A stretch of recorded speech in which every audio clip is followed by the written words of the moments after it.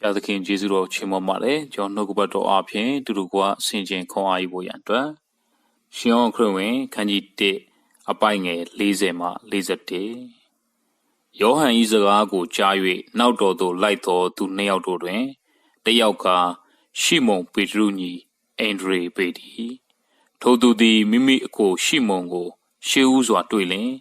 ်ငါတို့သည်မေရှိကိုတွေ့ကြပြီဟုပြောဆိုလျက်သူကိုယေရှုထံသို့ပို့ဆောင်လေ၏ကျွန်တော်ဒီနှုတ်ကပတ်တော်ကတော့ဘုရားသခင်အင်မတန်မှအသုံးပြုတဲ့တမန်တော်ကြီးဖြစ်တဲ့ရှီမုန်ပေတရုကိုသခင်ယေရှုနဲ့မိတ်ဆက်ပေးတဲ့သူကဘယ်သူလဲဆိုတော့သူ့ရဲ့ညီအန်ဒရေဖြစ်ပါတယ်အန်ဒရေကဗာတိဇန်ဆရာယောဟန်ရဲ့တပည့်ဖြစ်တယ်ဗာတိဇန်ဆရာယောဟန်ကယေရှုကြွလာတဲ့အချိန်မှာယော်ဒန်မြစ်မှာသခင်ယေရှုနှစ်ချင်းခံတဲ့အချိန်မှာဘာပြောလဲဆိုရင်ဘုရားသခင်ရဲ့သိုးတငယ်ကိုကြည်ပါလို့ပြောတဲ့အခါမှာအဲ့ဒီအန်ဒရီနဲ့နောက်တစ်ယောက်တော်တစ်ပည့်တော်ကယေရှုနောက်ကိုလိုက်တယ်။သခင်ရှုစီမှာသူတို့ကအကြာကြီးနေပြီးတော့နှုတ်ကပတ်တော်တွေကိုခံယူတယ်။ပြီးတဲ့အခါမှာအဲ့ဒီအန်ဒရီကသူ့ရဲ့အကိုရှီမုန်ကိုခေါ်ပြီးတော့ငါတို့မေရှိကိုတွေ့ပြီ။မေရှိဆိုတာကတော့ခရစ်တော်ကိုဆိုလိုတာဖြစ်ပါတယ်။ကယ်တင်ရှင်မေရှိယကိုတွေ့ပြီဆိုပြီးတော့ယေရှုထံကိုပို့ဆောင်ပြီးတော့သခင်ရှုနဲ့မိတ်ဆက်ပေးခဲ့တယ်။ကျွန်တော်အန်ဒရီရဲ့အကြောင်းကတမန်ကျမ်းစာထဲမှာသိမတွေ့ရပါဘူး။အန်ဒရီကသိပြီးတော့နာမည်မကြီးပါဘူး။မကြော်ကြားပါဘူး။တို့ရတွင်အင်မတန်မှဘုရားသခင်အသုံးပြုမဲ့သခင်ခရစ်တော်နဲ့နီးကပ်စွာနေတဲ့တမန်တော်ကြီးဖြစ်မဲ့ရှင်ပေတရုကိုတော့ယေရှုနဲ့မိတ်ဆက်ပေးတဲ့သူကဘယ်သူလဲဆိုရင်တော့အန်ဒရီဖြစ်တယ်။ဒါကြောင့်မို့ချစ်တော်ညော်စီတိုင်းတခါတည်းမှာဘုရားသခင်ကျွန်တော်တို့ကိုထားတဲ့နေရာကမတူပါဘူး။တချို့ကိုအရှိမထွက်ရဖို့ထားတယ်။တချို့ကိုတော့နောက်ွယ်မှာပဲဘုရားသခင်ထားတယ်။ဘယ်နေရာမှာပဲဘုရားသခင်ထားပါစေသင်ကသစ္စာရှိစွာနဲ့အကောင်းဆုံးလှုပ်ဆောင်ဖို့ပဲဖြစ်ပါတယ်။ဒါကြောင့်တမန်ကျမ်းစာထဲမှာမကြော်ကြားဘဲနဲ့ဘုရားသခင်အသုံးပြုတဲ့သူတွေရှိပါတယ်။အန်ဒရီကိုလည်းအဲ့ဒီနေရာမှာအသုံးတယ်။နောက်ွယ်ကနေသုံးတာဖြစ်ပါတယ်။ဒါပေမဲ့တကယ်ကိုဘုရားသခင်အသုံးပြုမဲ့တမန်တော်ကြီးဖြစ်တဲ့ရှီမုန်ပေတရုကိုသခင်ရှုနဲ့မိတ်ဆက်ပေးတဲ့သူကဘယ်သူဖြစ်နေလဲဆိုရင်တော့အန်ဒရီဖြစ်နေခဲ့တယ်။ဒါကြောင့်မို့ဘုရားသခင်ကသင်ကိုပေတရုနေရာမှာထားရင်ပေတရုကဲ့သို့ဘုရားသခင်အမှုတော်ကိုထမ်းဆောင်လိုက်ပါအန်ဒရီနေရာမှာနောက်ွယ်မှာပဲထားရင်လည်းမကြော်ကြားတဲ့နေရာမှာပဲထားရင်လည်းသင်ကသစ္စာရှိစွာလှုပ်ဆောင်လိုက်ပါကျွန်တော်တမန်ကျမ်းစာထဲမှာတမန်တော်ကြီးရှင်ပေါလုကိုဘုရားသခင်ကြီးမားစွာအသုံးပြုပါတယ်သို့တော့တမန်တော်ရှင်ပေါလုကအချိန်တုန်းကခရိယန်တွေကိုညှင်းဆဲတပ်ဖြတ်မှုတဲ့ရှောလုဆိုတဲ့ပုဂ္ဂိုလ်ဖြစ်ပါတယ်ဖာရိရှဲဖြစ်ပါတယ်သူပြောင်းလဲလာပြီးတော့ပေါလုဆိုတဲ့ဘဝကိုသူကရှောက်လန်းတဲ့အခါမှာဘယ်သူမှသူ့ကိုမယုံပါဘူးအခြားသောတမန်တော်တွေတပည့်တော်တွေကသူ့ကိုမယုံကြဘူးအဲ့ဒီချိန်မှာတမန်တော်ရှင်ပေါလုအမှန်တကယ်ပြောင်းလဲပါတယ်ဆိုတဲ့အကြောင်းကိုအာမခံပြီးတော့သက်သေခံတဲ့သူကဘယ်သူလဲဆိုတော့ဘာနာဘဆိုတဲ့ပုဂ္ဂိုလ်ဖြစ်ပါတယ်ဘာနာဘကမကြော်ကြားပါဘူးနာမည်မကြီးပါဘူးတို့ရတွင်ဘုရားသခင်အင်မတန်မှအသုံးပြုမဲ့တမန်တော်ရှင်ပေါလုဆိုတဲ့လူရဲ့နောက်ွယ်မှာဘာနာဘဆိုတဲ့လူတစ်ယောက်ကရှိနေခဲ့တယ်သူကတမန်တော်ရှင်ပေါလုကိုလက်တွဲခေါ်တယ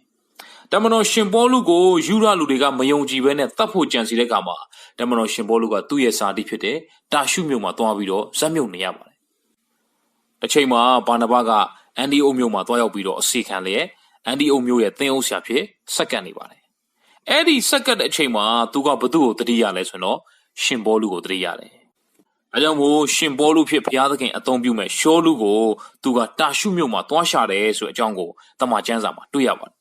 တကူးတကရှင်ပေါလုနေတဲ့ဟိုးတာရှုမြို့ကိုသူကသွားရှာပြီးတော့တွေ့ရင်အန်တီယိုမြို့ကိုခေါ်လာခဲ့တယ်အတူတကွလက်တွဲပြီးတော့အမှုတော်ဆောင်တဲ့အခါမှာတဲ့အဲ့ဒီအန်တီယိုမြို့မှာခရိယန်ဆိုပြီးတော့ပထမဦးဆုံးခေါ်ဝေါ်ခြင်းကိုခံရပါတယ်သူတို့နှစ်ယောက်တွဲပြီးတော့လှုပ်လိုက်တဲ့အခါမှာအမှုတော်ကပို့ပြီးတော့အောင်မြင်သွားတယ်ဒါကြောင့်ဘာနာဘရဲ့အသက်တာကိုကြည့်တဲ့အခါမှာသူများကိုလက်တွဲခေါ်တတ်တယ်ဆိုတဲ့စိတ်နေသဘောထားကိုတွေ့ရပါတယ်ဘုရားသခင်အင်မတန်မှကြီးမားစွာအသုံးပြုမဲ့တမန်တော်ရှင်ပေါလုရဲ့နောက်ွယ်မှာဘာနာဘကအဖြည့်ခံနေနဲ့မကြော်ကြားတော့ညာလဲသူကအကောင်းဆုံးစက္ကန့်အစီခံခဲ့ပါတယ်မာကုဆိုတဲ့လူတစ်ယောက်ကိုလည်းတမန်တော်ရှင်ပေါလုကစိတ်သက်ပြောညံ့တယ်ဧဝံဂေလိပထမခီးစဉ်မှာအဆုံးထိမလိုက်တဲ့အခါမှာဒုတိယဧဝံဂေလိခီးစဉ်မှာမာကုကိုမခေါ်ကျင်တော့ဘူးတို့ရတွင်ဘာနာဘကမာကုကိုလက်တွဲခေါ်ပြီးတော့ပြုစုတဲ့အခါမှာကျွန်တော်တို့တမန်ကျမ်းစာထဲမှာရှင်မာကုခရစ်ဝင်ကိုရေးသားတဲ့မာကုဆိုတဲ့ဘုရားသခင်အသုံးပြုတဲ့သူတယောက်ဖြစ်လာခဲ့တယ်။ဒါကြောင့်ဘာနာဘရဲ့အသက်တာကိုကြည့်ရင်သူကလူတွေကိုလက်တွဲခေါ်တယ်။သူမကြော်ကြားပါဘူး။ဒါပေမဲ့သူအကောင်းဆုံးဘုရားသခင်အတွက်အစီခံသွားတယ် အသုံးဝင်တဲ့သူတယောက်ဖြစ်ပါတယ်တမန်ကျမ်းစာထဲမှာကောရိန္သုမြို့မှာတချို့ကအာပေါလုတပည့်တချို့ကပေါလုတပည့်ဆိုတာကိုကျွန်တော်ဖတ်ဖူးမှာပါအာပေါလုကအင်မတန်မှသင်ကြားတဲ့နေရာမှာကျမ်းစာသင်တဲ့နေရာမှာတရားဟောတဲ့နေရာမှာအင်မတန်ကောင်းပါတယ်အင်မတန်တော်တဲ့ပုဂ္ဂိုလ်ဖြစ်တယ်တို့ရတွင်အာပေါလုကိုနောက်ွယ်မှာတမန်တရားနဲ့အညီသင်ကြားပြုစုပေးတဲ့သူရှိတယ်အဲ့ဒါကတော့အာကုလနဲ့ပြစ်ကိလဆိုတဲ့ဇနီးမောင်နဲ့နှစ်ယောက်ဖြစ်ပါတယ်အာပေါလုကနှုတ်သက်တိနဲ့ပြည့်စုံပြီးတော့ဖျားသခင်ကသူ့ရဲ့နှုတ်မှာဗိတ်သိက်ပေးထားတယ်ကျမ်းစာ၌အားကြီးတော်သူဖြစ်တယ်ဖျားသခင်ရဲ့နှုတ်ကပတ်တော်အကြောင်းကိုစိတ်အားကြီးပြီးတော့လူများကိုဟောပြောဆုံးမတဲ့သူဖြစ်တယ်တို့ရတွင်သူကတမန်တရားကိုအကုန်စင်အောင်မသိသေးဘူးဒါကြောင့်မို့အာကုလနဲ့ပြစ်ကိလကသူ့ကိုခေါ်ပြီးတော့ဖျားသခင်ရဲ့ဘာသာတရားနဲ့ဆိုင်တဲ့ဖျားသခင်ရဲ့အလေးလာနဲ့ဆိုင်တဲ့နှုတ်ကပတ်တော်ကိုသိချစွာသင်ကြားပေးခဲ့ပါတယ်။ဒါကြောင့်မို့အာပေါလုရဲ့နောက်ွယ်မှာအာကုလနဲ့ပြစ်ကိလကရှိနေခဲ့တယ်။တို့ရတွင်ဒီဇနီးမောင်နဲ့နှစ်ယောက်ကနာမည်မကြီးပါဘူး။အာပေါလုကတော့နာမည်ကြီးတယ်။ကောရိန္သုအသင်းတော်မှာတချို့ကအာပေါလုတပည့်တချို့ကပေါလုတပည့်လို့ဖြစ်ရလောက်အောင်အာပေါလုကသင်ကြားတဲ့နေရာမှာဟောပြောတဲ့နေရာမှာအင်မတန်မှထင်ရှားတော်သူဖြစ်ပါတယ်။ဒါပေမဲ့သူ့ရဲ့ထင်ရှားတဲ့နောက်ွယ်မှာသူ့ကိုပြုစုပေးတဲ့သူ့ကိုသင်ကြားပေးတဲ့အာကုလနဲ့ပြစ်ကိလဆိုတဲ့ဇနီးမောင်နှစ်ယောက်ရှိနေခဲ့တယ်။ဒါကြောင့်မို့ချစ်တော်ကြောင့်စီတိုင်းသင်ကထင်ရှားတဲ့နေရာမှာလူတွေရှေ့မှာထင်ပေါ်တဲ့နေရာမှာဘုရားသခင်ထားရင်လည်းအကောင်းဆုံးဘုရားသခင်အတွက်လှုပ်ဆောင်ပါလူမသိသူမသိမကြော်ကြားတဲ့နေရာမှာဘုရားသခင်ကသင်ကိုအစေခံခိုင်းရင်လည်းအကောင်းဆုံးသစ္စာရှိစွာအစေခံလိုက်ပါ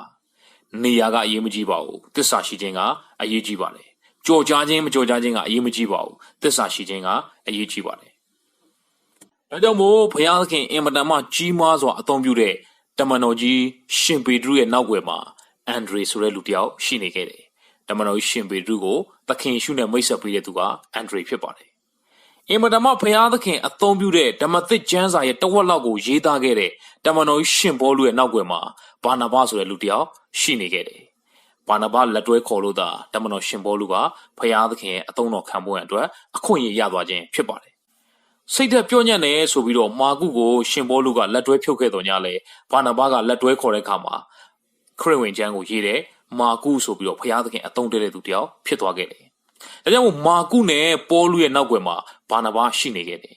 ။အင်မတန်မှအဟောပြောကောင်းပြီးတော့အင်မတန်မှကျမ်းစာသင်တဲ့နေရာမှာနှုတ်သက်တိနဲ့ပြည့်စုံတဲ့အာပေါလုရဲ့နောက်ွယ်မှာ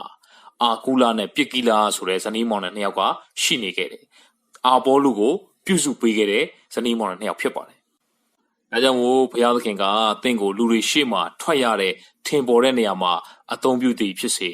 နောက်ွယ်မှာလူမသိသူမသိမကြော်ကြားတဲ့နေရာမှာအသုံးပြုသည်ဖြစ်စေဘုရားသခင်တို့သစ္စာရှိစွာနဲ့အသုံးဝင်တော်သူဖြစ်အကောင်းဆုံးဆက်ကပ်အစီခံနိုင်တော်သူများဖြစ်စေဖို့ဝင်းကားပါတယ်အားလုံးပေါ်မှာဖျားရှင်ကောင်းကြီးပေးပါစေ